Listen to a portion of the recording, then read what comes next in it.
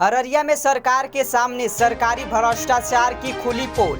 जब मंत्री ही social distancing के बगैर मास्क के सभा करे तो ऐसे में तीसरी लहर से कैसे होगा बचाव।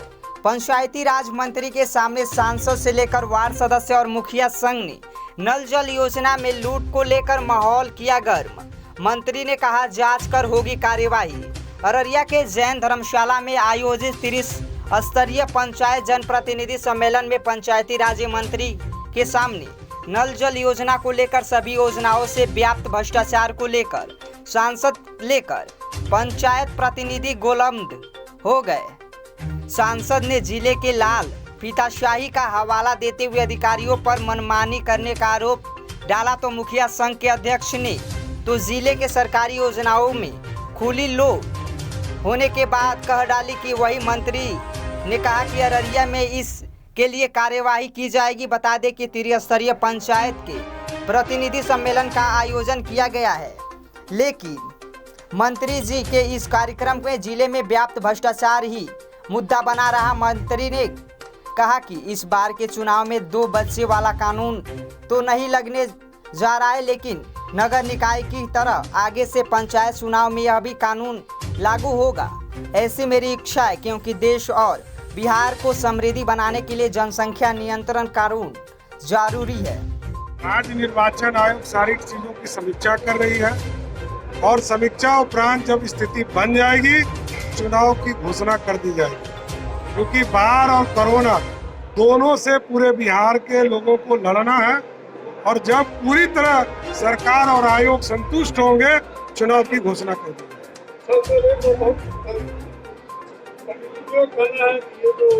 जमानत राशि बहुत ज्यादा है, उसके बारे में क्या बोला? जमानत राशि बहुत ज्यादा है। नहीं, ये तो जमानत बचाना है। जमानत राशि जो है जमानत बचाइए और वापस ले जाइए। और तो 2 बच्चों वाला कानून देखिए, चुनाव में इससे कोई लेना देना नहीं है। पुराने नियम पे लागू होगा, पुराने जो स्थिति थी वही लागू है। लेकिन ये मैं चाहता हूँ बिहार को समृद्ध बनाने के लिए नगर निकाय में जिस तरह का कानून है आगे के दिनों में इस पूरी व्यवस्था को खड़ा करना है।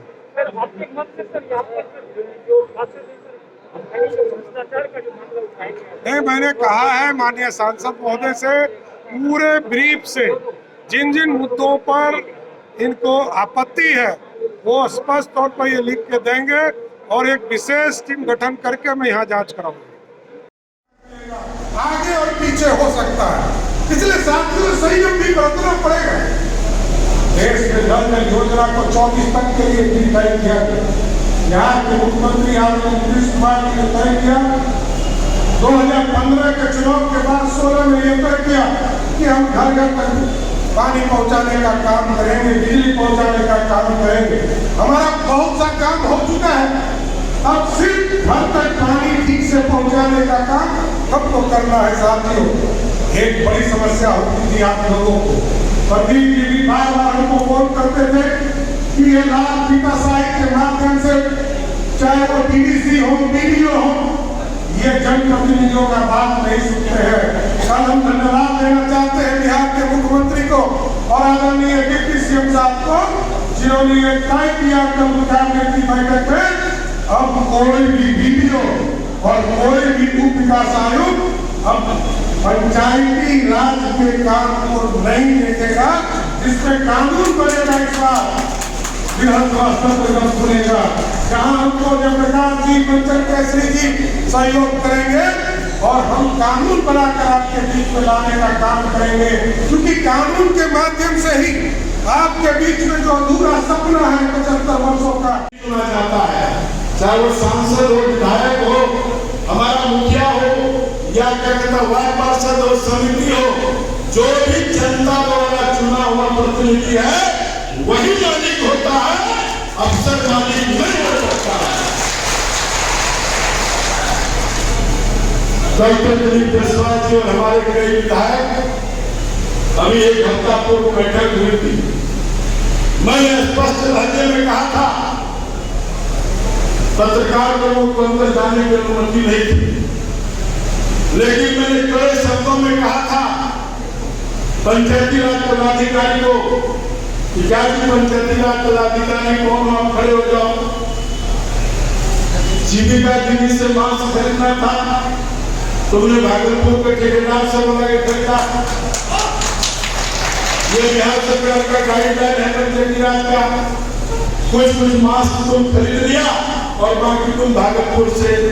और मुखिया जी तो तुम चेक देने के लिए दबाव बनाते हो, और यदि मुखिया जी चेक नहीं देता है तो तुम उनका खाते पर रोक लगाते हो। और फिर मुखिया जी आते हैं तुम्हारे, अब तब तुम उसका रोड को जो अकाउंट में जो रोक लगाते हो तब तुम खोलते हो।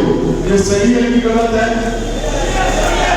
मैंने डीएम को कहा कि जिला पदाधिकारी की सरकार हमारी है, हम यहाँ के सांसद हैं, जनता चिता के बेटी है, बंद कमरे में मैं आज कर रहा हूँ और विपक्ष भी बोलना चाहिए, नहीं बोल रखा है।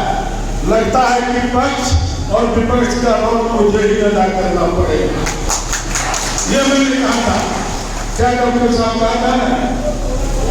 मित्रों, मैंने सभी बातों को बारी बारी से रखा कि हमारे मुखिया हो, वार्ड सदस्य हो, जो भी जनप्रतिनिधि है उनका सम्मान होना चाहिए। और यदि नहीं करोगे तो हम अखबार में बोलेंगे और बिहार सरकार के पंचायती राज मंत्री को बोलेंगे और बिहार के मुख्यमंत्री जी को जाकर के हम कहेंगे, लिखित देंगे और तुम लोगों को दंगा कर दूंगा। सुना जाता है, चाहे वो सांसद हो, विधायक हो, हमारा मुखिया हो या क्या कहता वार्ड पार्षद हो, समिति हो, जो भी जनता द्वारा चुना हुआ प्रतिनिधि है वही मालिक होता है, अफसर मालिक नहीं हो सकता है। डॉक्टर दिलीप जायसवाल जी और हमारे कई विधायक अभी एक हफ्ता पूर्व बैठक हुई थी। मैंने स्पष्ट लहजे में कहा था पत्रकार लोगों को अंदर जाने की अनुमति नहीं थी, लेकिन मैंने कड़े शब्दों में कहा था पंचायती राज पदाधिकारी को कि क्या जी पंचायती राज पदाधिकारी कौन हो, आप खड़े हो जाओ। जीविका दीदी से मांस खरीदना था, तुमने भागलपुर के ठेकेदार से बोला कि खरीदा। ये बिहार सरकार का गाइडलाइन है पंचायती राज का, कुछ मास्क तुम खरीद लिया और बाकी तुम भागलपुर से। और मुखिया जी तो तुम चेक देने के लिए दबाव बनाते हो, और यदि मुखिया जी चेक नहीं देता है तो तुम उनका खाते पर रोक लगाते हो। और फिर मुखिया जी आते हैं तुम्हारे, अब तब तुम उसका रोड को जो अकाउंट में जो रोक लगाते हो तब तुम खोलते हो। ये सही है कि गलत है? मैंने डीएम को कहा कि जिला पदाधिकारी की सरकार हमारी है, हम यहाँ के सांसद हैं, जनता चिता के बेटी है, बंद कमरे में मैं आज कर रहा हूँ और विपक्ष भी बोलना चाहिए, नहीं बोल रखा है। लगता है कि पक्ष और विपक्ष का रोल मुझे ही अदा करना पड़ेगा। ये मैंने कहा था, क्या डॉक्टर साहब कहा था ना। मित्रों, मैंने सभी बातों को बारी बारी से रखा कि हमारे मुखिया हो, वार्ड सदस्य हो, जो भी जनप्रतिनिधि है उनका सम्मान होना चाहिए। और यदि नहीं करोगे तो हम अखबार में बोलेंगे और बिहार सरकार के पंचायती राज मंत्री को बोलेंगे और बिहार के मुख्यमंत्री जी को जाकर के हम कहेंगे, लिखित देंगे और तुम लोगों को दंगा कर दूंगा।